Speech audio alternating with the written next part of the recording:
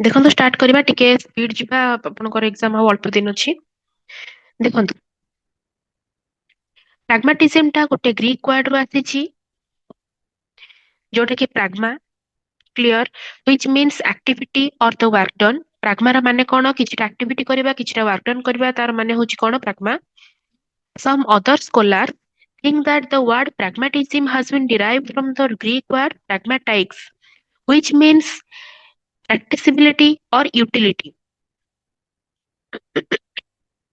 pragmatics ମାନେ କିଛି ଜଣ କିଛିଟା ସ୍କଲାର୍ସ ରେ ମାନେ କଣ ବିଲିଭ କରନ୍ତି pragmatics ରୁ ଆସିଛି ଆମର pragmatism ଟା ଯାହାର ମାନେ କଣ ପ୍ରାକ୍ଟିସାବିଲିଟି ହେଲା ୟୁଟିଲିଟି ହେଲା ତାର ମାନେ ହଉଛି pragmatics ର ମିନିଂ। କ୍ଲିୟର। ଆମେ ସିମ୍ପଲି କହିବାକୁ ଗଲେ କଣ ବୁଝିବା ସିମ୍ପଲ ଯଦି ଆମେ ବୁଝିବା ପାଇଁ ଚାହିଁବା pragmatism believes that ideas are true if they work in real life। pragmatism ର ମାନେ କଣ ଯଦି ଗୋଟେ ଆଇଡିଆ ଅଛି ଆମେ ତାକୁ ରିଅଲ ଲାଇଫ ରେ ୟୁଟିଲାଇଜ କରୁଛେ ୟୁଟିଲିଟି ଏଇଠି ଯୋଉ ଆସିଲା ଆପଣଙ୍କର ପ୍ରାକ୍ଟିସାବିଲିଟି ହେଲା ୟୁଟିଲିଟି ହେଲା ଯଦି ରିଅଲ ଲାଇଫ ରେ ଆମେ ସେଟାକୁ ୟୁଜ କରୁଛେ ଦେନ୍ ତାର ମିନିଂ ହଉଛି କଣ ପ୍ରାଗ୍ମାଟିସିମ। ପ୍ରାଗ୍ମାଟିସିମ ବିଲିଭ କରେ ଗୋଟେ ଆଇଡିଆ କୁ ଆମେ ରିଅଲ ଲାଇଫ ରେ କେମିତି ୟୁଟିଲାଇଜ କରୁଛେ ଆମେ ତାର ୟୁଟିଲିଟି କୁ କେମିତି ୟୁଜ କରୁଛେ କେମିତି ତାକୁ ପ୍ରାକ୍ଟିସ କରୁଛେ ତାର ମାନେ ହଉଛି କଣ ପ୍ରାଗ୍ମାଟିସିମ। ଗୋଟେ ସିମ୍ପଲ ୱାର୍ଡ ରେ ଆମେ ଯଦି ବୁଝିବା ପାଇଁ ଚାହିଁବା ତାପରେ କଣ କହିଲା ପ୍ରାଗ୍ମାଟିସିମ is first developed ବାय Charles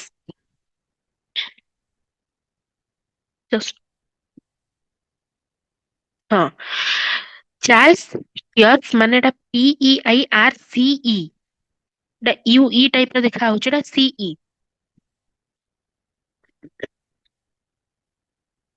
and reformulated by William James।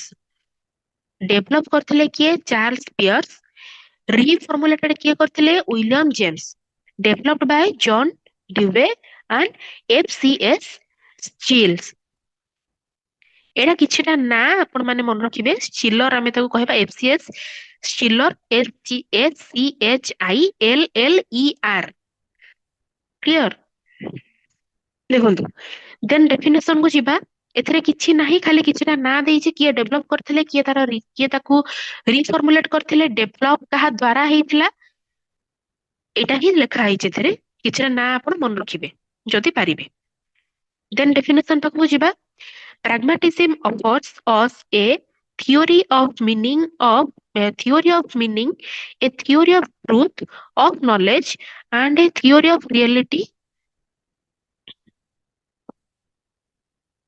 ଦେଖନ୍ତୁ ଏଟା କଣ କହିଲା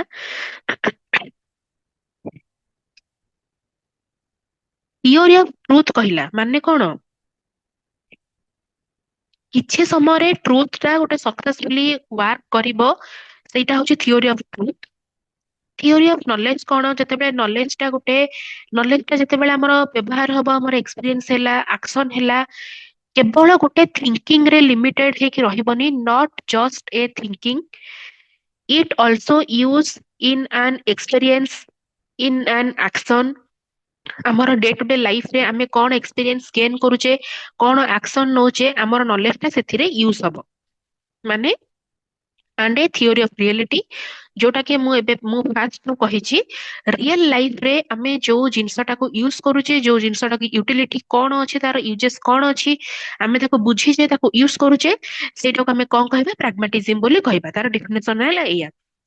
ଏଟାକୁ କିଏ ଦେଇଥିଲେ ଜେମ୍ସ ଗି ପ୍ରେଟ କ୍ଲିୟର। ଦେନ୍ କହିଲା ଏମ୍ସ ଅଫ ଏଜୁକେସନ କଣ ଏଜୁକେସନ ରେ ପ୍ରାଗ୍ମାଟିଜିମ ର ଏମ୍ କଣ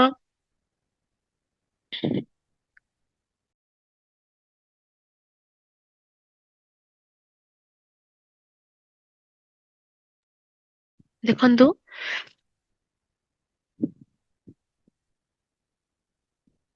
goals to which educative efforts should be directed have to be created by man himself। The function of education is to enable the child to create his own value and to cultivate a dynamic adaptability mind। तार माने एठी कौन कहला देखंतु simply मु आपण मानकू बुझेई दउची एटा एतिकी wording ରେ ନ ଯାଇକି ମୁଁ ଆପଣ ମାନଙ୍କୁ ସର୍ଟ ରେ ବୁଝେଇ ଦଉଛି ଦେଖନ୍ତୁ। ଏଜୁକେସନ ଟା ଗୋଟେ ମାନେ କଣ, ଫିକ୍ସ ଗୋଲ କୁ ଫୋର୍ସ କରିବ ନାହିଁ, ଗୋଟେ ଷ୍ଟୁଡେଣ୍ଟ ଉପରେ ଫୋର୍ସଫୁଲି ଏଜୁକେସନ କୁ ଆମେ ଆପ୍ଲାଏ କରିପାରିବା ନାହିଁ। ମାନେ ଏଟା କଣ କହିବା, education should not force fix goal on children. Clear. Goal ଟା ଆମେ କେମିତି କ୍ରିଏଟ କରିବା, human based on real life need, ମାନେ ଯୋଉ ହ୍ୟୁମାନ ଯାହା ବି ରିଅଲ ଲାଇଫ ନିଡ୍ କରୁଛି, ରିଅଲ ଲାଇଫ ରେ ଯାହା ସେ ନିଡ୍ କରୁଛି, ଯାହା ତାକୁ ଦରକାର, ସେଇ ହିସାବରେ ଆମେ ଗୋଲ କୁ ସେଟ କରିବା କିମ୍ବା ଗୋଲ କୁ କ୍ରିଏଟ କରିବା। ସେମ ଜିନିଷ ଲେଖା ହେଇଛି, have to be created by man himself। Man ନିଜେ ତାର ହ୍ୟୁମାନ ନିଡ୍, ତାର ନିଜ ନିଡ୍ ହିସାବରେ ସେ ନିଜେ ଏଟାକୁ କ୍ରିଏଟ କରିବ। ସେମ ଜିନିଷ ଏଠି ଫାର୍ଷ୍ଟ ଲାଇନ ଟା ପଳେଇଲା। ଏଠି ପର୍ପୋଜ ଅଫ ଏଜୁକେସନ ଏଠି କଣ କହୁଛି, ସରି ଫଙ୍କସନ ଅଫ ଏଜୁକେସନ ଏଠି କଣ କହୁଛି, is to enable the child to create his own value। ନିଜେ ତାର ନିଜ ପାଇଁ କଣ ତାର ଭାଲ୍ୟୁ ଟା ସିଏ କଣ ଦରକାର କରୁଛି, କ୍ରିଏଟ କରିବ, ସିଏ ହେଲ୍ପ କରିବ ତାକୁ କ୍ରିଏଟ କରିବା ପାଇଁ, ତାର ଓନ୍ ଭାଲ୍ୟୁ କ୍ରିଏଟ କରିବ। ତାପରେ କଣ କହିଲା, and to cultivate a dynamic and adaptability mind। ଇଏ ମାନେ କଣ, ଫ୍ଲେକ୍ସିବୁଲ ହବ, ଆଡାପ୍ଟେବିଲିଟି ହବ, ପ୍ରାକ୍ଟିକାଲ ମାଇଣ୍ଡ ହବ। ଡାଇନାମିକ ମାଇଣ୍ଡ ମାନେ କଣ, ପ୍ରାକ୍ଟିକାଲ ମାଇଣ୍ଡ ହବ। Develop a flexible, adaptable and practical mind. Simply ଆମେ ଏଇଟା ଲେଖିପାରିବା। ଆଉ ଆମେ କଣ କରିପାରିବା, prepare the students to solve real life problem. ଆମେ ଷ୍ଟୁଡେଣ୍ଟ କୁ ପ୍ରିପେୟାର କରିବା, ସେ ସଲ୍ଭ କରିବ, ରିଅଲ ଲାଇଫ ର ପ୍ରୋବ୍ଲେମ କୁ ସଲ୍ଭ କରିବ। କ୍ଲିୟର ସମସ୍ତେ? ୟେସ୍ ଅର୍ नो ଏଇ ପେଜ, ନେକ୍ସଟ ପେଜ କୁ ଯିବା।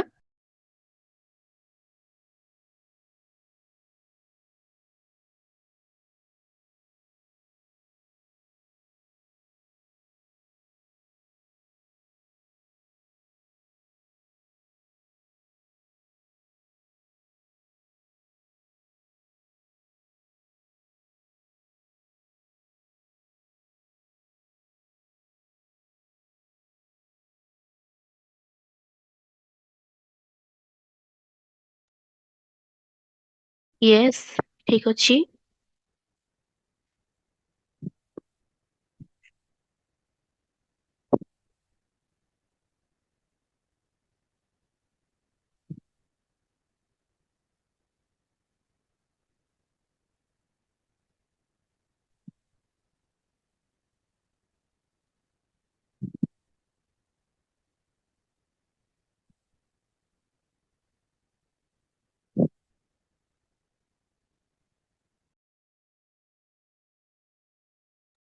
ଗୋଟେ ମିନିଟ ପିଲାମାନେ ଟିକେ ହୋଲ୍ଡ କରନ୍ତୁ।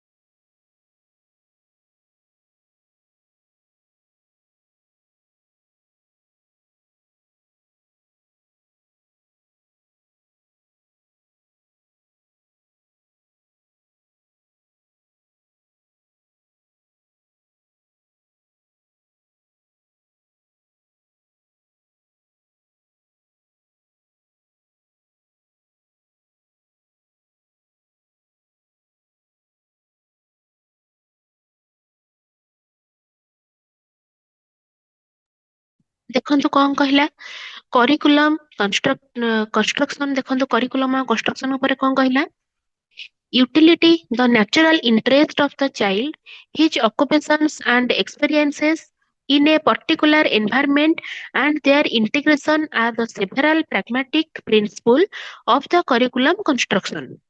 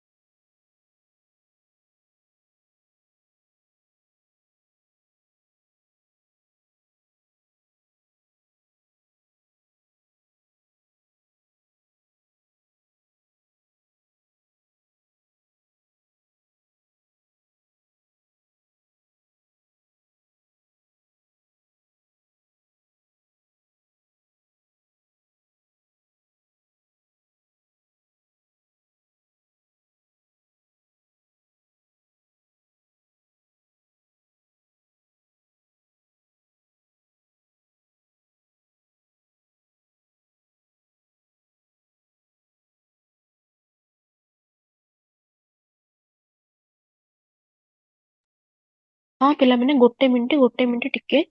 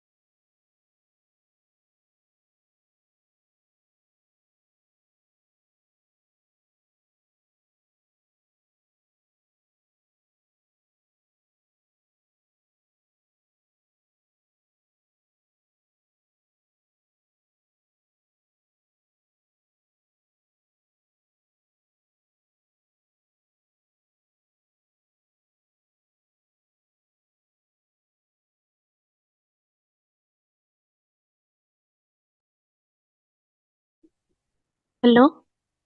ସରି ପିଲାମାନେ।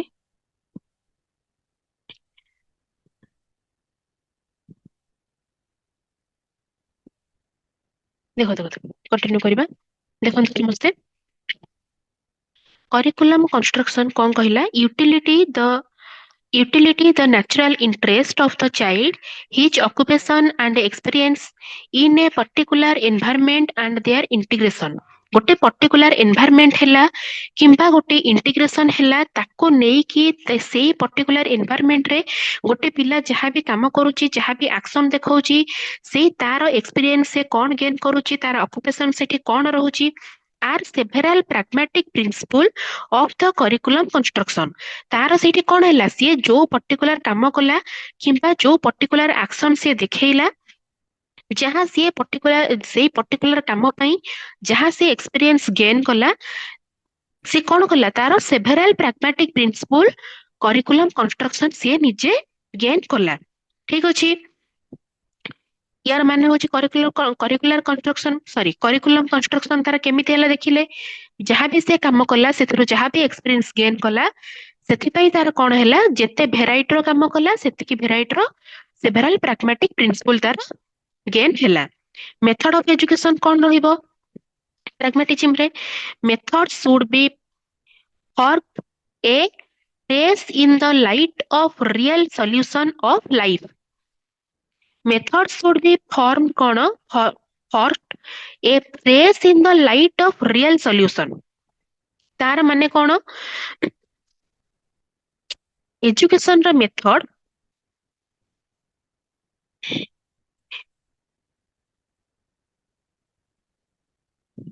हाँ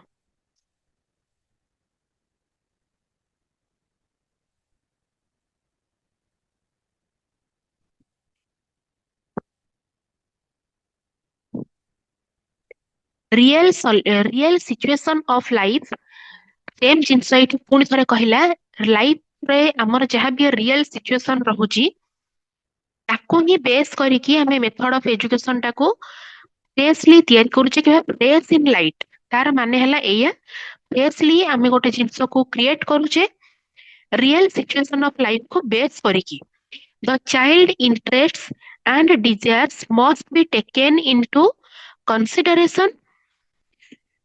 Pragmatism follow experimental method, project method. Pragmatism कौन follow करिवो किछिटा experimental method हैला project method हैला एही सब को follow करिकि तार education system को से conduct करिवो experimental एक्सपेरिमेंटाल मेथड माने एठी कोन हमें कहि परिबा इंडक्टिव मेथड कहि परिबा डिस्कशन मेथड कहि परिबा क्रिएटिव मेथड कहि परिबा वॉइस समस्त को क्लियर आसुची ना समस्त को साउंड सुबुनी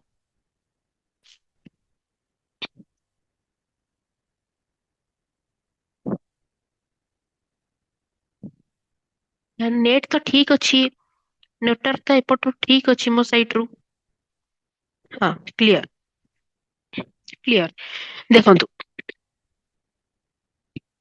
एक्सपेरिमेंटल मेथड माने आमे एठी इंडक्टिव मेथड कहि परिबा जोटा कि मैं आपण मानको प्रीवियस क्लास रे कहितली एग्जांपल टू रूल एग्जांपल देखै कि आमे रूल पाखु जाउचे सेटा होची inductive method clear inductive method कहि परिबा क्रिएटिव मेथड कहि परिबा क्रिएटिव मेथड माने आमे एनकरेज करबा गोटे पिला को ओरिजिनलिटी हैला किछि इमेजिनेशन को बेस करके किछि गोटे नुवा जिंस से क्रिएट करिवो एई जिंस को आमे क्रिएटिव मेथड कहि परिबा सेही सब आसुची एक्सपेरिमेंटल मेथड अंडर रे प्रोजेक्ट मेथड आपण माने समस्ते जानि चंदी देखो देन कौन कहला pragmatism and टीचर मानकर एठी कौन रोल रहइबो वेरी सिंपल देखंतु एठी गोटे ही सेंटेंस लिखा ହେଇची according to pragmatism a teacher should be in the capacity of a guide and a social worker teacher एठी को भाबरे काम करिवो गोटे गाइड हिसाब रे काम करिवो किंबा गोटे सोशल वर्कर भाबरे काम करिवो सोशल वर्कर माने कोन सामाजिक माने सोसाइटी रे कोन चालुची सेही जिंसटा को से पिलांको सिखेइबो टीचर ର କାମ ହଉଛି ସେଇଆ ପିଲାଙ୍କୁ ସେ ଗାଇड କରିବେ ଆଉ सोसाइटी अनुसारे पिलांको से अडाप्टेबल करेइबे देन देखंतु डिसिप्लिन डिसिप्लिन कौन कहला the pragmatists are are in favor of social discipline through the conjoint activity in the school the pragmatists are in favor of social discipline pragmatic देखो सिंपली एटा कौन कहला conjoint activity in school माने कौन को curricular activities को हमें ACT base करूची जहाँ भी हमरो स्कॉलास्टिक हैला को स्कॉलास्टिक हैला हमरो ओवरऑल करिकुलम को बेस करिकी हमरो जहाँ भी एक्टिविटी रहउची स्कूल रे ताको हमें सोशल डिसिप्लिन थ्रू रे रिप्रेजेंट करिबा माने हमें निजे सेटा कंटिन्यू करिबा यार मेरिट्स कौन कहला the principle of learning by doing in the main contribution of pragmatism the principle of learning by doing माने कोन करी करी सिखिबा माटा आपन मानकु बारंबार क्लास रे कहिची learning by doing is the main contribution of pragmatism learning by doing टा कोन pragmatism रे गोटे मेन कंट्रीब्यूशन एथि पई कहिची हमें स्टार्टिंग रो पढुचे pragmatism रो माने कोन रियल लाइफ रे हमर कोन घटुची कोन नाही हमें सेटा को नै कि जो एक्सपीरियंस गेन करूचे एक्सपीरियंस केमिति गेन करबा प्रैक्टिस थ्रू रे गेन करबा किछि गोटे नुवा जिंस हमें करूचे ताको हमें अप्लाई करूचे किबा सेटा हमें करूचे करी कि जो जिंसटा सिखुचे करी कि हमें एक्सपीरियंस टा गेन करूचे रियल लाइफ रे सेटा होची learning by doing is the main contribution of pragmatism. It makes education child centered. माने child centered education को ये promote करूची. Then हमर कौन आसिला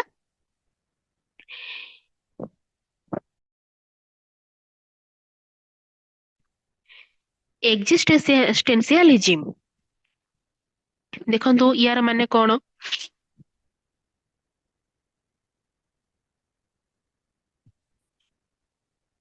एठी बेसिकली इंडिविजुअल को सीए कौन करिची फोकस करिची देखंतु एठी से लिखा हिथिबो emphasizes an individual existence existentialism ना कौन गोटे इंडिविजुअल एक्जिस्टेंस को सी फॉलो अप करिची से फोकस करिची तार freedom choice and believe in the personal interpretation of the world ठीक अछि तार कौन फ्रीडम रहुची कौन चॉइस करुची को को पर्सनल इंटरप्रिटेशन को सी कौन करुची बिलीव करुची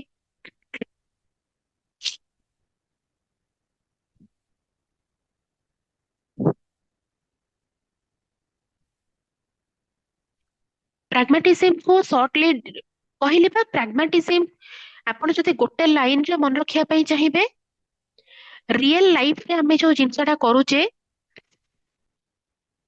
किंबा रियल लाइफ रे हमें जहाँ यूज करूचे जो एक्सपीरियंस गेन करूचे ସେଇଟା କୁ ଆମେ କହିବା pragmatism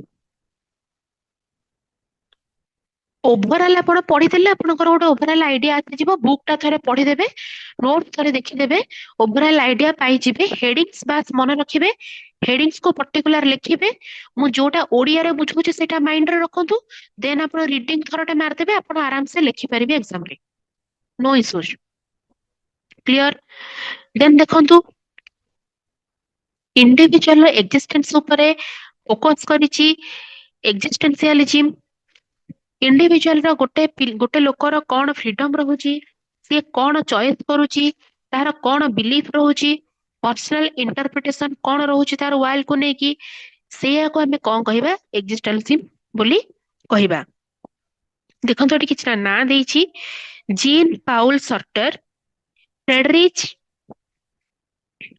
Friedrich Nietzsche Karl Roger are से एक्सपोनेंट्स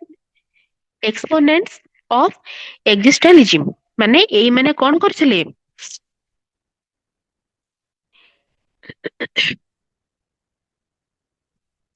एक्जिस्टेंशियलिज्म को एई माने माने कौन या विषय रे माने भाबिथिले जो किछि जन को जो तीन जन को ना देइची ए माने एक्जिस्टेंशियलिज्म विषय रे भाबिथिले मीनिंग ऑफ एक्जिस्टेंस कौन देखंतु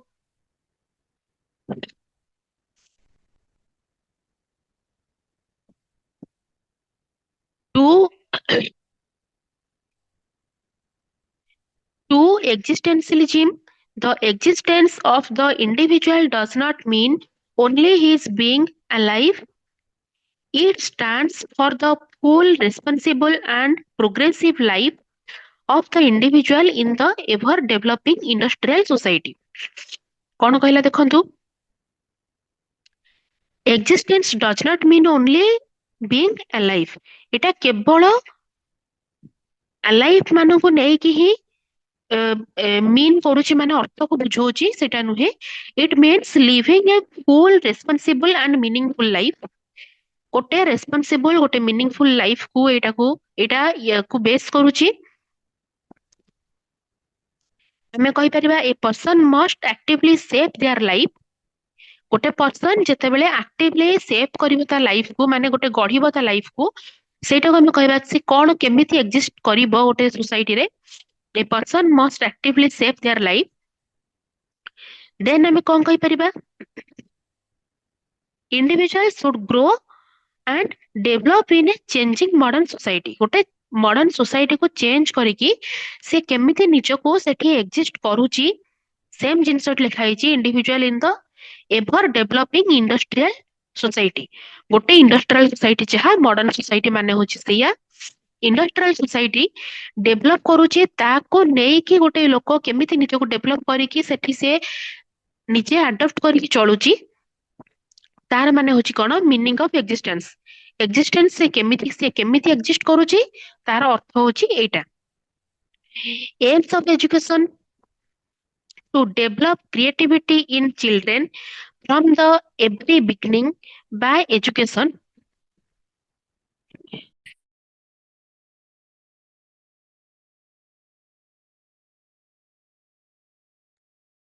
ଦେଖନ୍ତୁ ଏମ୍ ଅଫ ଏଜୁକେସନ କଣ କହୁଛି? To develop creativity in children. Creativity ଆମେ ଚିଲଡ୍ରେନଙ୍କ ଭିତରେ ଡେଭଲପ କରିବା from the every beginning of the education. Education ର ବିଗିନିଂ ରୁ, ଏଜୁକେସନ ର ଆରମ୍ଭରୁ ଆମେ ପିଲାମାନଙ୍କ ଭିତରେ କ୍ରିଏଟିଭିଟିକୁ ଡେଭଲପ କରିବା ପାଇଁ ଚେଷ୍ଟା କରିବା। Two make children self dependent. ଗୋଟେ ପିଲାକୁ ଆମେ ଇଣ୍ଡିପେଣ୍ଡେଣ୍ଟ ସେ କେମିତି ହବ ସେଇଟା ତାକୁ ଶିଖେଇବା, ତାକୁ ହେଲ୍ପ କରିବା ସେ କେମିତି ଇଣ୍ଡିପେଣ୍ଡେଣ୍ଟ ହବ। ସେଲ୍ଫ ଡିପେଣ୍ଡେଣ୍ଟ ମାନେ ହଉଛି ଇଣ୍ଡିପେଣ୍ଡେଣ୍ଟ କେମିତି ସେ ହବ, in place of being dependent on God. ଆମେ ପିଲାକୁ ଶିଖେଇବା ସେ କେମିତି ଇଣ୍ଡିପେଣ୍ଡେଣ୍ଟ ହବ, କେମିତି ସେଲ୍ଫ ରିଲାଏନ୍ସ ହବ, ଆମେ ତା ଉପରେ ଆମେ ତାକୁ ଏନକରେଜ କରିବା। ୟାର ମାନେ ହଉଛି ସେଇଆ। ଗୋଟେ ପିଲାକୁ ଆମେ ଫ୍ରିଡମ ଦବା, ସିଏ ଯେମିତି ଫ୍ରିଲି ଥିଙ୍କିଙ୍ଗ କରିପାରିବ, ୱାଇଜଲି ଚୁଜ୍ କରିପାରିବ, ତାର କ୍ୟାରିୟର ହେଲା, ତାର ଗୋଲ ହେଲା, ତାକୁ ସେ ୱାଇଜଲି ଚୁଜ୍ କରିପାରିବ। ଦେନ୍ ଆମେ ଏଠି କଣ କରିପାରିବା, କଣ କହିପାରିବା, ଯୋଉଟା କି ଏଠି କହୁଛି ଡିପେଣ୍ଡେଣ୍ଟ ଅନ୍ ଗଡ୍। ୟା ମାନେ କଣ, make children depend on their own ability not blindly on others. ସିଏ ଅଦର ମାନଙ୍କ ମାନେ ଅଲଗା ଲୋକମାନଙ୍କ ଉପରେ ବ୍ଲାଇଣ୍ଡଲି ବିଲିଭ ନ କରିକି କେମିତି ନିଜ ହିସାବରେ ସେ କଣ ତାର ନିଜର କେତେ ଆବିଲିଟି ଅଛି, କେତେ କାପାବିଲିଟି ଅଛି, ନିଜ କାପାବିଲିଟି ଅନୁସାରେ, ନିଜ ଆବିଲିଟି ଅନୁସାରେ ସେ କଣ କରିପାରିବ, ପିଲାକୁ ଆମେ ନିଜ ଉପରେ ଡିପେଣ୍ଡ କରିବା ଶିଖେଇବା, ସେଲ୍ଫ ଡିପେଣ୍ଡେଣ୍ଟ କରିବା ଶିଖେଇବା, ଇଣ୍ଡିପେଣ୍ଡେଣ୍ଟ କରିବା ଶିଖେଇବା। କ୍ଲିୟର? ଦେନ୍ ଆସିଲା କଣ୍ଟେଣ୍ଟ। ଏକ୍ଜିଷ୍ଟେନ୍ସିଆଲିଜିମ୍ ମାନେ କଣ? Central place is given two humanities, poetry, drama, art, etc. Second place is given to social science. Sorry.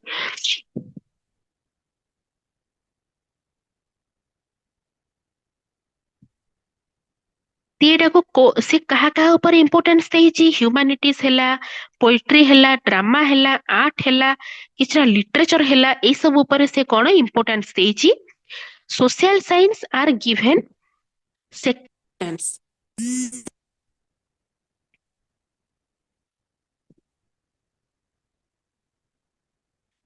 Social science କୁ ସେ କଣ କରିଛି? ସେକେଣ୍ଡ ଇମ୍ପୋର୍ଟାନ୍ସ ସୋସିଆଲ ସାଇନ୍ସ କୁ ସିଏ ଦେଇଛି।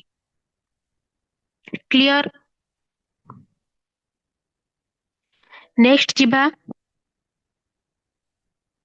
ଗୋଟେ ସେକେଣ୍ଡ ପିଲାମାନେ।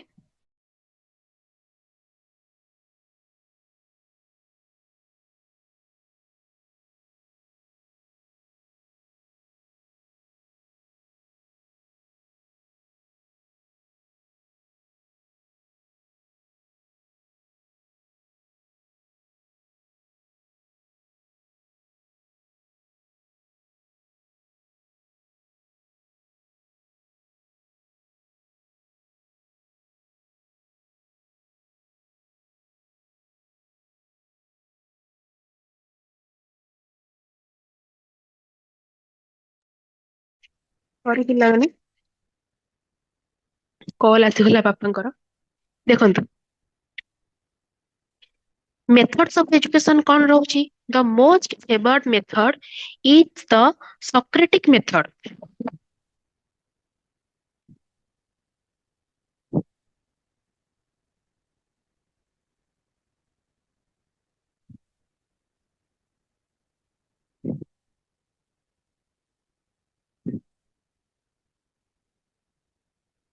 ଦେଖନ୍ତୁ, the most favored method is the Socratic method. However, the method preferred as discussion method of induction, methods to develop creativity. In this, more preference was given to education at home than in school. ଦେଖନ୍ତୁ, ସକ୍ରେଟିକ method ମାନେ ଆମେ ଏଠି କହିପାରିବା open ended ମାନେ method, ଯୋଉଟା open ended question ରହିବ, ସେଥିରେ critical critical thinking ରହିବ, କିଛିଟା ଚ୍ୟାଲେଞ୍ଜିଂ ଆଜମ୍ପସନ୍ସ ରହିବ, ମାନେ ଚ୍ୟାଲେଞ୍ଜିଂ ସିଚୁଏସନ କିଛିଟା ରହିବ। ଆମେ ଷ୍ଟୁଡେଣ୍ଟ ମାନଙ୍କୁ ସେଇ ଟାଇମରେ ଗାଇଡ ମଧ୍ୟ କରିବା, ତାଙ୍କୁ କଣ କରିବା, ଗାଇଡ କରିବା, ତାଙ୍କୁ ହେଲ୍ପ କରିବା, ତାଙ୍କ ଗୋଲ ପାଖରେ ପହଞ୍ଚିବା ପାଇଁ, ରିସିଭ କରିବା ପାଇଁ, ଠିକ ଜିନିଷଟା କଣ ତାକୁ ରିସିଭ କରିବା ପାଇଁ ଗାଇଡ କରିବା। यार माने होची कोन सोक्रेटिक मेथड। सोक्रेटिक मेथड जो माने प्रिपेयर होथिबे ओटेट ओएसटेट पय आपण माने तो समस्त देबे से माने सोक्रेटिक मेथड भलसे जानथिबे किंतु ओवरऑल देखला पय गले आखु ही हमें सोक्रेटिक मेथड बोली कहबा। however the methods preferred are गोटे सेही मेथड टा कोन प्रिफर करूची डिस्कशन मेथड को प्रिफर करूची method of induction method to develop creativity को डेवलप करिवो। In this more preference was given to education at home than in school माने से होम रे माने घरे एजुकेशन टा बेटर नहीं परिबो than in school। टीचर रा रोल एटी कोन रहइबो अकॉर्डिंग टू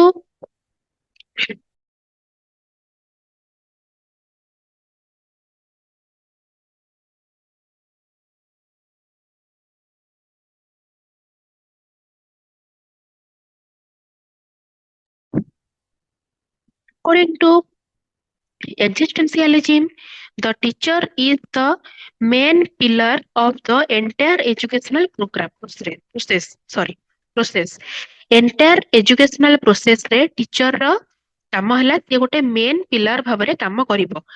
ସମସ୍ତେ କୁହନ୍ତିନି ଯଦି ପିଲର ଷ୍ଟ୍ରଙ୍ଗ ଅଛି ଦେନ୍ ଘର ଆମର ଷ୍ଟ୍ରଙ୍ଗ ହେଇକି ରହିବ। ସେଇଥି ମାନେ ଏଇ ସିଚୁଏସନ ରେ କଣ ଏଜୁକେସନ ସିଷ୍ଟମ ରେ ଟିଚର ହଉଛି pillar of the education system.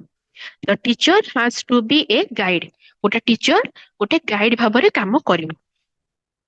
ଦେନ୍ ଏଠି ଡିସିପ୍ଲିନ ଉପରେ କଣ କହିଲା existentialism provide freedom to children what they want to become। ଆମେ ଚିଲଡ୍ରେନ କୁ ଫ୍ରିଡମ ପ୍ରୋଭାଇଡ କରିବା ସେ ଯାହା କରିବା ପାଇଁ ଚାହୁଁଛି ସେଟାକୁ କରିବା ପାଇଁ ତାକୁ ଆମେ ସେତିକି ସ୍ୱାଧୀନତା ଦବା ମାନେ ତାକୁ ସେତିକି ଆମେ ଫ୍ରିଡମ ଛାଡିବା।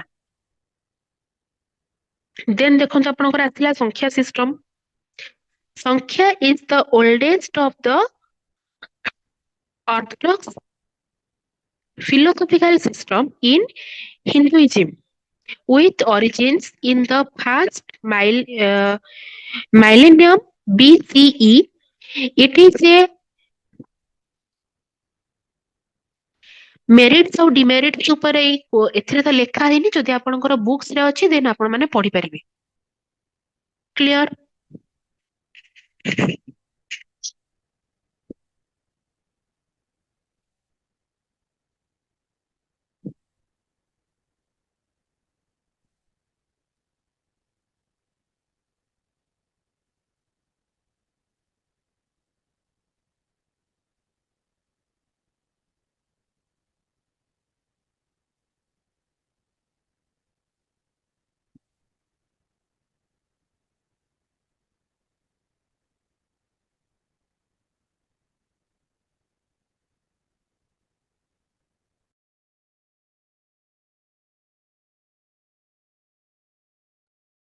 गोटे लाइन रे हमें बुझिया पई गले इंडिविजुअल कौन नीड करूची ताकू कौन दरकार ସେଇଆ को बेस କରିକି ଆମେ ଯୋଉ ଜିନିଷଟାକୁ ସେଟ୍ କରୁଛେ ଯୋଉ ଜିନିଷଟା ଆମେ କରୁଛେ ସେଇଟାକୁ ଆମେ କଣ କହିବା ଏକ୍ଜିଷ୍ଟେନ୍ସିଆଲିଜିମ୍।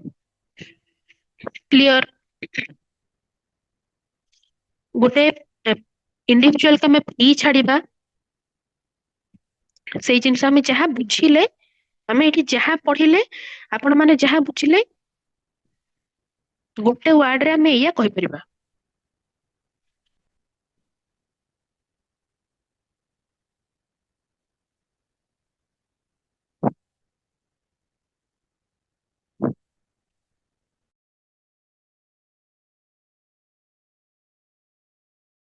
ଦେଖନ୍ତୁ ସଂଖ୍ୟା ସିଷ୍ଟମ ଦେଖନ୍ତୁ କଣ କହିଲା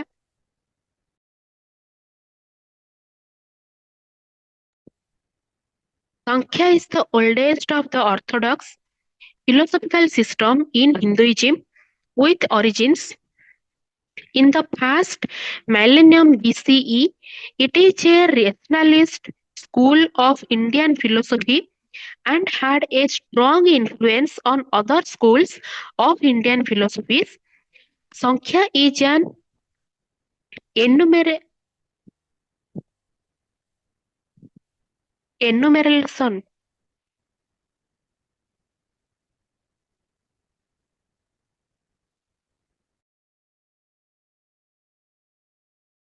सॉरी, एनुमेरेशनिस्ट,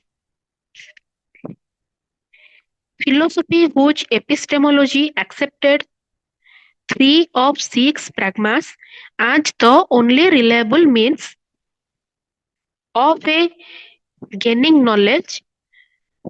ଦେଖନ୍ତୁ ଏତିକି ବୁଝିବା ଆମେ ଫାଷ୍ଟ। ଆଚ୍ଛା, ପ୍ରତିକ୍ରିୟା, ଅନୁମାନ ଆଉ ଶବ୍ଦ ଉପରେ ଏଟା କହିଛି। ଦେଖନ୍ତୁ, ହଁ, ସଂଖ୍ୟା ସିଷ୍ଟମ ଏଇ ତିନିଟା ଉପରେ ହିଁ କହିଛି।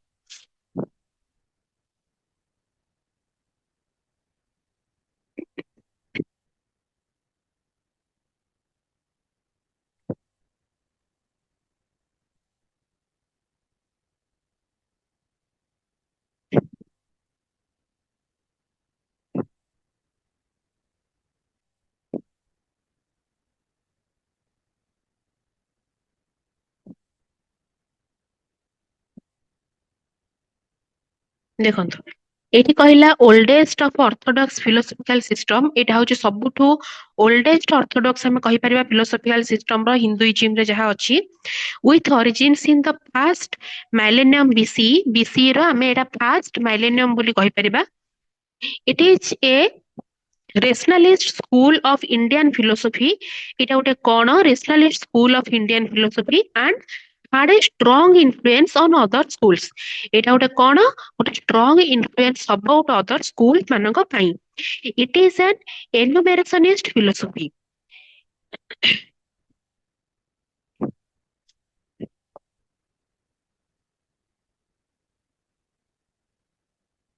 ସ୍କ୍ରିନ୍ ଶୋ କରୁନି କାହାକୁ? ସ୍କ୍ରିନ୍ କଟିଗଲା?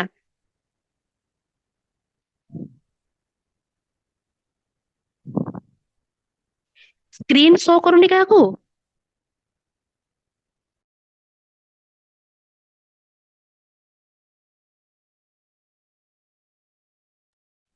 ଶୋ କରୁଛି ତ?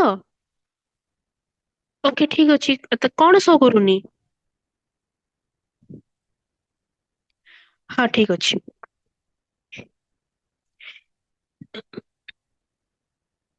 ଓକେ, ଠିକ ଅଛି।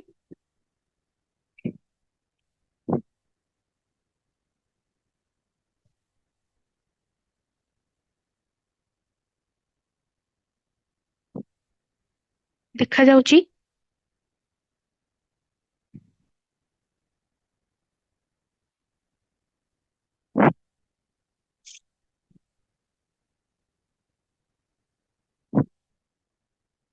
ଭଏସ ଶୁଭୁନି? ପିଲାମାନେ ଭଏସ ଶୁଭୁନି? କାହାକୁ ବି ଭଏସ ଶୁଭୁନି?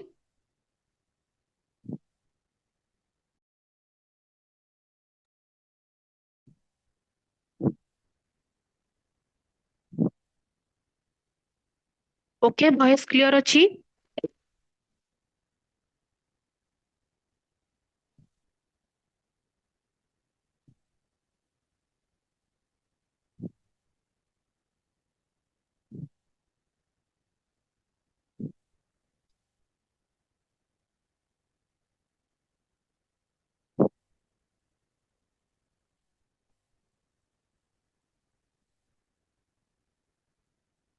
ହଁ, ଠିକ ଅଛି। ହଁ, ମୁଁ ତ କହିଥାନ୍ତି ଏନୁମେରେସନ ପ୍ରୋସେସ ମାନେ ନମ୍ବର କାଉଣ୍ଟିଂ ଯୋଉଟା। ଠିକ ଅଛି, ଠିକ ଅଛି, କଣ୍ଟିନ୍ୟୁ କରିବା। ଯଦି କାହାକୁ ବି ଭଏସ ଆସୁନି କିମ୍ବା ସ୍କ୍ରିନ୍ ଶୋ କରୁନି, ମେ ବି ତାଙ୍କର କିଛି ନେଟ୍ ଇସୁ ଥିବ। ଆଉ ଥରେ ଲିଭ୍ ହେଇକି ଜଏନ କରିଦିଅନ୍ତୁ ଟିକେ ରିଫ୍ରେଶ କରିକି। ଠିକ ଅଛି।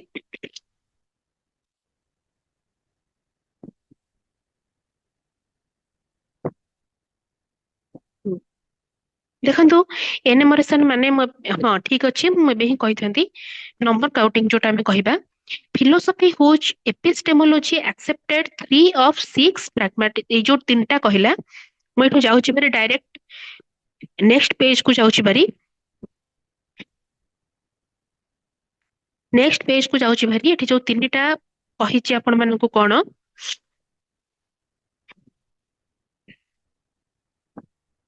ଦିସ୍ ଇନକ୍ଲୁଡ ପ୍ରତୀକ୍ଷା, ଯୋଉଟା ଆମେ କହିବା ପରସେପସନ କହିବା, ଅନୁମାନ ଯୋଉଟା ଆମେ ଇନଫରେନ୍ସ କହିବା, ଶବ୍ଦ ଯୋଉଟା ଆମେ କଣ କହିବା ଆପ୍ତ ବଚନ, ଏଟା ବଚନ। के बीसी ର ମାନେ କେହି ପଚାରିଥିଲେ କି? ମୁଁ ଆକ୍ଚୁଆଲି ଦେଖିନି।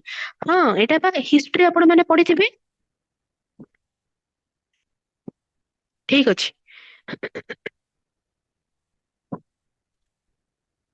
ସଂଖ୍ୟା a regrade the universe as consisting of two realities, ପୁରୁଷ and ପ୍ରକୃତି। ପୁରୁଷ କଣ କହିଲା? କନସିୟସନେସ। ସମସ୍ତେ ଜାଣିଛନ୍ତି ପୁରୁଷ ମାନେ ହଉଛି କନସିୟସନେସ, ପ୍ରକୃତି ମାନେ ହଉଛି ମ୍ୟାଟର। ଆମେ ଯୋଉ ଜିନିଷଟା ମ୍ୟାଟର ମାନେ ଆପଣ ମାନେ ବୁଝିପାରିବେ ସମସ୍ତେ। ଏଇ ଦିଟାକୁ ହିଁ ନେଇକି ଆଉ ଗୋଟେ ହେଲା କଣ, ଜିଭା ମାନେ କୁହାଯାଇଛି ଏ ଲିଭିଂ ବିଙ୍ଗ। ଜିଭା ମାନେ କଣ? A living being is the state in which Purusha is bonded to Prakriti in some form। କିଛିଟା ଫର୍ମ ରେ ପୁରୁଷ ଯେତେବେଳେ ବଣ୍ଡେଡ ମାନେ କଣ, ବାନ୍ଧି ହେଇଥାଏ ପ୍ରକୃତି ସାଙ୍ଗରେ। କନସିୟସନେସ ଯେତେବେଳେ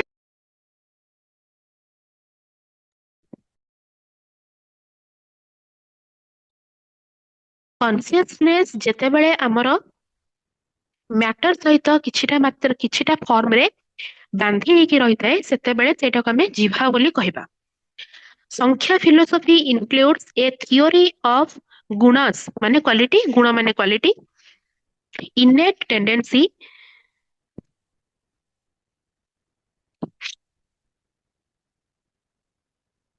କ୍ୱାଲିଟି, innate tendency ଆଉ ସାଇକୋ ମାନେ ସାଇକୋଲୋଜି ମାନେ ଯୋଉଟା ସାଇକୋଲୋଜି ହେଲା ଆମର innate tendency ହେଲା, କିଛିଟା କ୍ୱାଲିଟି ହେଲା, ଆମେ ଏଇଆକୁ ହିଁ ଗୁଣ ସହିତ ଗୁଣ ମାନେ ଏଇ ସବୁ ଜିନିଷ ହିଁ କ୍ୱାଲିଟି ହେଲା, innate tendency ହେଲା, ସାଇକୋ ହେଲା। କଣ ପିଲାମାନେ କହୁଛନ୍ତି ଆପଣ ମାନେ ଭଏସ ଆସୁନି? ଏଠି ତ ନେଟ ପୁରା କ୍ଲିୟର ଅଛି, ମୁଁ ତ ୱାଇଫାଇ କନେକ୍ଟ କରିକି କରୁଛି।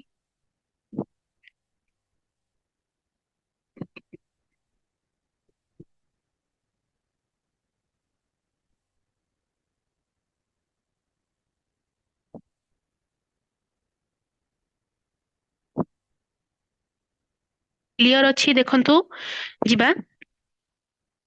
ହଁ ଠିକ ଅଛି, ଯଦି ଆପଣଙ୍କର ନେଟ ଇସୁ ଥିବ କାହାର।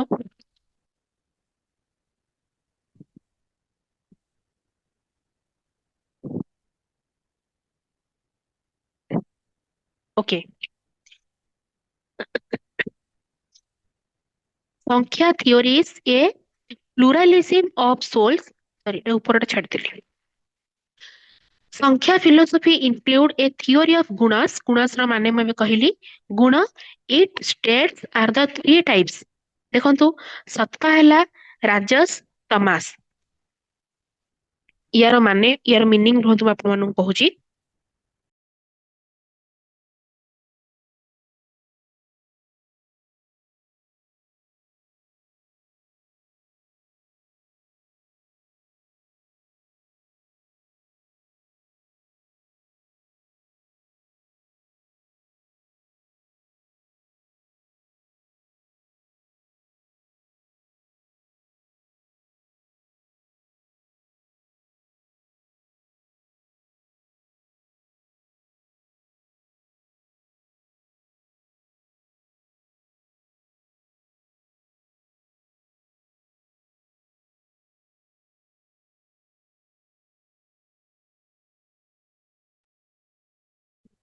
ସରି, ଦେଖନ୍ତୁ ସତ୍ଵର ମାନେ କଣ, ଯୋଉଟା ଆମେ କହିବା ଗୁଡନେସ କହିବା, ପ୍ୟୁରିଟି କହିବା, ଗୋଟେ ଟାଇପ ର ବାଲାନ୍ସ ବୋଲି କହିବା, ତାର ମାନେ ହଉଛି ସତ୍ତା। ରାଜସ୍ର ମାନେ କଣ? ରାଜସ୍ର ମାନେ ହେଲା କିଛିଟା ଆକ୍ଟିଭିଟି, ଯୋଉ ଲୋକମାନଙ୍କର କିଛିଟା ପାସନ ଥାଏ। ଆଉ ତମାସ ମାନେ କଣ? ଇନର୍ସିଆ ହେଲା, ଡାର୍କନେସ ହେଲା, ତାକୁ ଆମେ ତମାସ ବୋଲି କହିବା। ଯଦି ୟା ବିଷୟରେ କିଛି ଡିଟେଲ୍ସ ଅଛି ବୁକ୍ ରେ, କାଇଣ୍ଡଲି ଆପଣ ମାନେ ଗୋଟେ ଥର ରିଡିଂ ମାରିଦେବେ। କିନ୍ତୁ ଆପଣ ମାନଙ୍କୁ ଖାଲି ଟର୍ମ ମନେ ରଖିବାର ଅଛି। ଯଦି ଟିକେ ଟିକେ ମିନିଂ ଖାଲି ମାର୍କ କରିବାର ଅଛି, ତାହେଲେ ଆପଣ ଏତିକି ଲେଖିପାରିବେ। ସତ୍ବାର ମିନିଂ ହଉଛି ପ୍ୟୁରିଟି ଅର ବାଲାନ୍ସ, କିମ୍ବା ଆମେ ହାରମୋନି ବୋଲି କହିପାରିବା। ରାଜସ୍ର ମାନେ ହଉଛି ଆକ୍ଟିଭିଟି ଆଉ ପ୍ୟାସନ ବୋଲି କହିପାରିବା। ତମାସର ମାନେ ହଉଛି ଇନର୍ସିଆ ଆଉ ଡାର୍କନେସ ବୋଲି ଆମେ କହିପାରିବା। ଦେଖନ୍ତୁ ସଂଖ୍ୟା theories a pluralism of souls, jivatmas who possesses consciousness but denies the existence of ଈଶ୍ୱର ମାନେ ଗଡ୍, ଏଟା ଗଡ୍ କୁ ଈଶ୍ୱର, ଗଡ୍ କୁ ଏଟା କୁହାଯାଉଛି, ଈଶ୍ୱର ମାନେ ତ ଗଡ୍ ଆପଣ ମାନେ ସମସ୍ତେ ଜାଣିଥିବେ। କ୍ଲାସିକାଲ ସଂଖ୍ୟା is considered as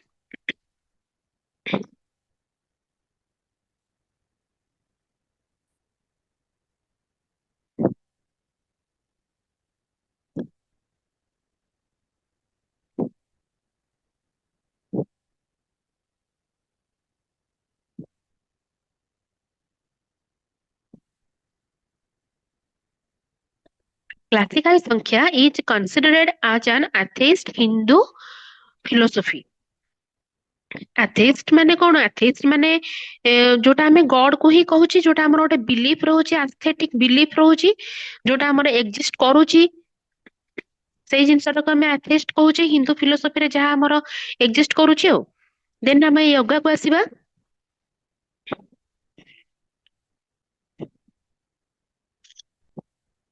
ୟୋଗାରେ ବାସ୍ କିଛି ବି ନାହିଁ, ଆପଣ ମାନେ ଏଟା ନିଜେ ବି ଚାହିଁଲେ ଦେଖିଦେଇ ପାରିବେ।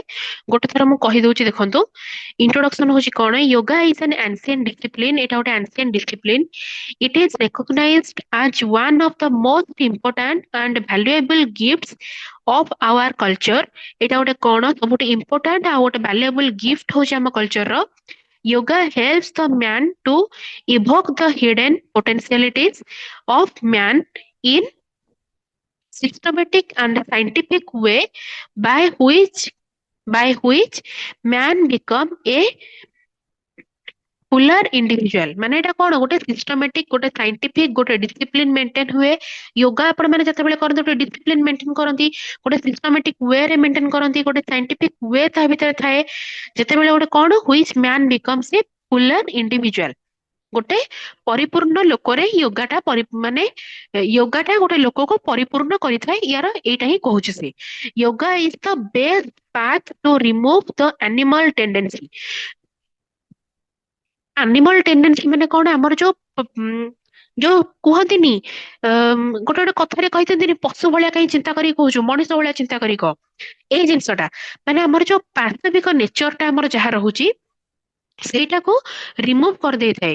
ସବୁବେଳେ କୁହନ୍ତିନି ଯଦି କିଛି ଗୋଟେ ଷ୍ଟ୍ରେସ ଫିଲ୍ କରୁଛ, ଦେନ୍ ଟିକେ ସମୟ ଆପଣ ମାନେ ମେଡିଟେସନ କରିଦିଅନ୍ତୁ, ଆଖି ବୁଜିକି ଧ୍ୟାନ କରିଦିଅନ୍ତୁ, ଷ୍ଟ୍ରେସ ଟା ରିମୁଭ ହେଇଯିବ।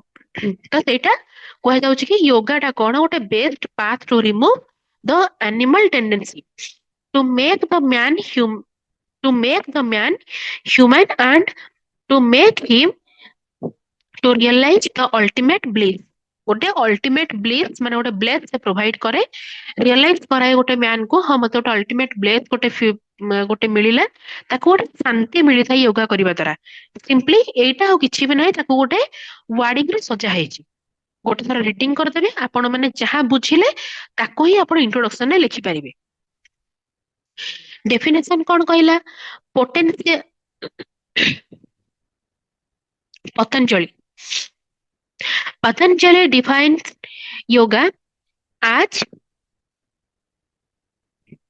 siddhauti nirodhan। ଆଚ୍ଛା ଏଇଟା ଗୋଟେ ଟର୍ମ ହିଁ, ବୁକ୍ ରେ ମେ ବି ଆପଣ ମାନଙ୍କର ଏଇଟା ଭଲସେ ଦେଇଥିବ।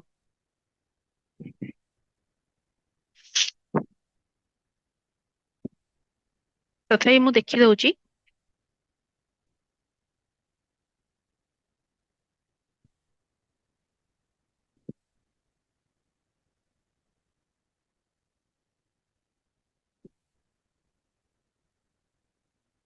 କିଏ ବୁକ୍ ଧରିଛନ୍ତି କି ମତେ କହିପାରିବେ ଏଟା ବୁକ୍ ରେ ଆକ୍ଚୁଆଲି କଣ ଲେଖା ହେଇଛି?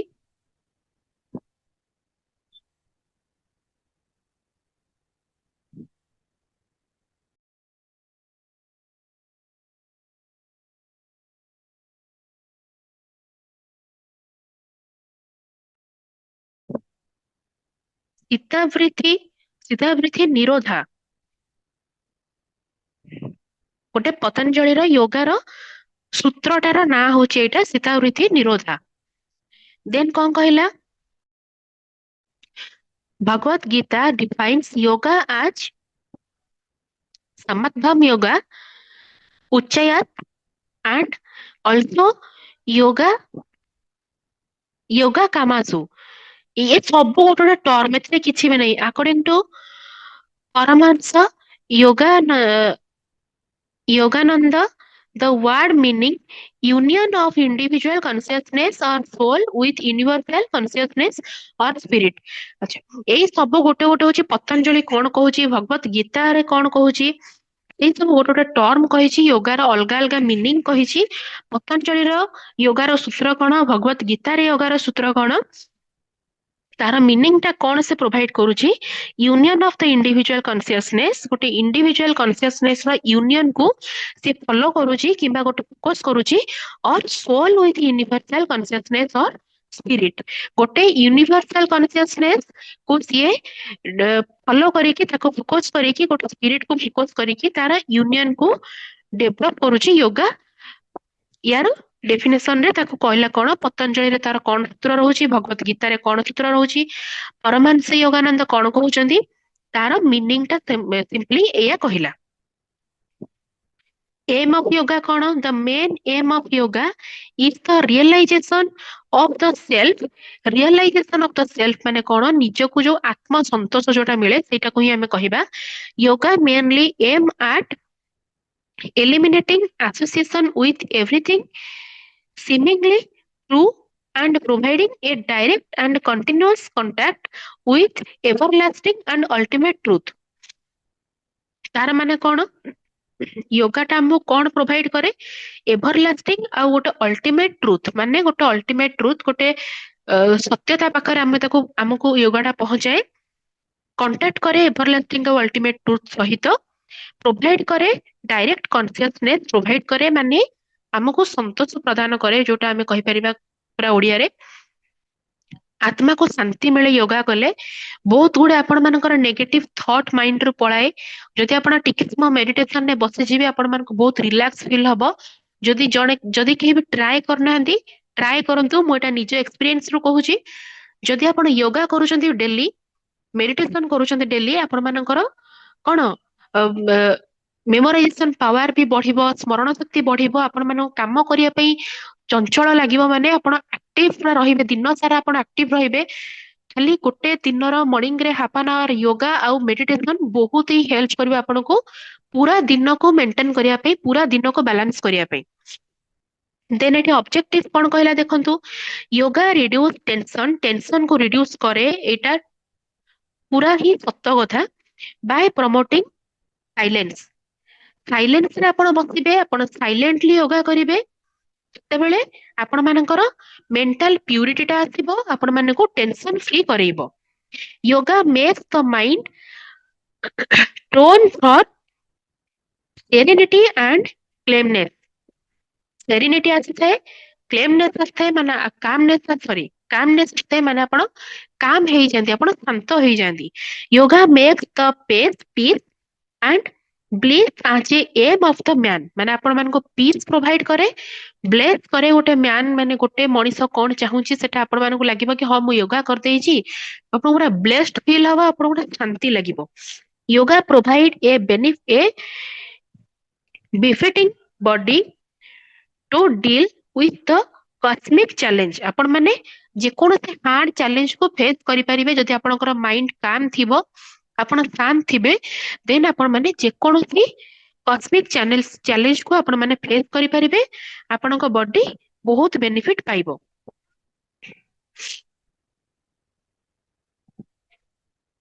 Yes, thank you so much.